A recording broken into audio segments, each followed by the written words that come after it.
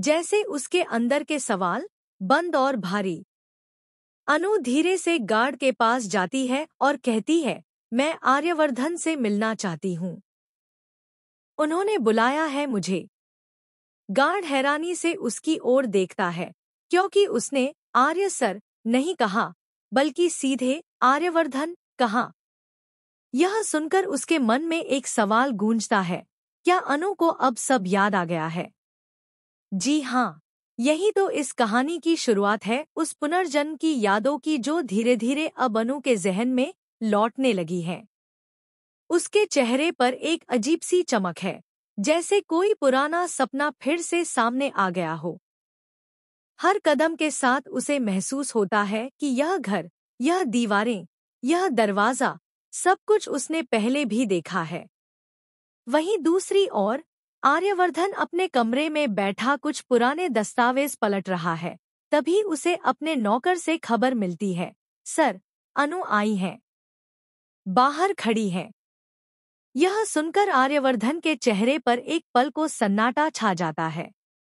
उसकी आंखों में कई सवाल उभरते हैं। वो यहाँ कैसे? क्या उसे सच में सब याद आ गया? धीरे धीरे वह बाहर आता है। अनु की तरफ उसकी नजरें टिकती हैं, जैसे वक्त ठहर गया हो। कुछ देर दोनों की आंखें बस एक दूसरे से बातें करती हैं, बिना शब्दों के, बिना आवाज के। आर्यवर्धन धीरे से कहता है, चलो अंदर, अनु। और अनु बिना कुछ बोले उसके पीछे चल देती है। जैसे जैसे वो घर के अंदर कदम रखती है, उसकी धड़कनें तेज होती जाती हैं। हर कोना उसे किसी भूली हुई याद की झलक दिखाता है। तभी उसकी नज़र उस दरवाजे पर पड़ती है, वो सीक्रेट रूम, जिसके बाहर एक बड़ा सा लॉक लगा है। अनु उस दरवाजे के पास जाकर ठिठक जाती है। उसकी आंखों में जैसे कई सवाल तैर रहे हों। वह धीरे से पूछती है, आर्या, इस कमरे में क्या है? तुमने इसे लॉक क्यों किया हुआ है?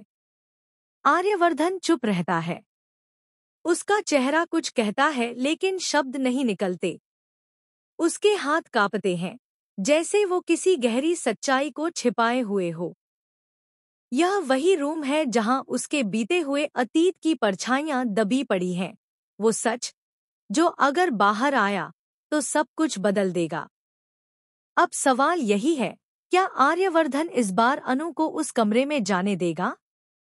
क्या वो उस सीक्रेट को बताएगा जो उनके पिछले जन्म और इस जन्म के रिश्ते की कड़ी है? इसी बीच कहानी में एक और बड़ा मोड़ आने वाला है। आर्यवर्धन की मॉम की एंट्री। जी हाँ,